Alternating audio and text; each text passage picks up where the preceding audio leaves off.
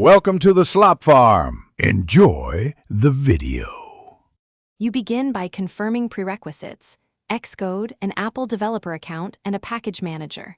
Once ready, open Firebase console and create a project. Add an iOS app using the exact bundle identifier. After that, download Google Service Info. Plist and drag it into your Xcode project, making sure it's in the app target.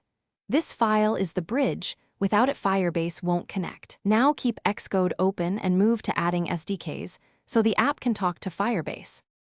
Next, install Firebase SDK using your chosen manager. Swift Package Manager is simpler for modern projects, while CocoaPods works for legacy setups.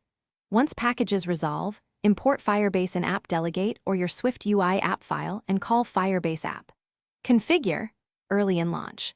Then enable required capabilities, keychain for auth, background modes for messaging, and add entitlements like push notifications if you use cloud messaging. Make sure Google Service Info, Plist, is targeted correctly. After these steps, initialize individual services such as Firestore, auth, and storage as needed. Finish by exercising the features. Sign in, perform Firestore reads/writes, and upload a file to storage while watching logs.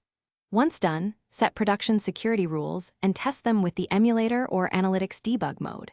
For SI, either check a non-sensitive Google Service Info, Plist into secure storage, or inject config via environment variables.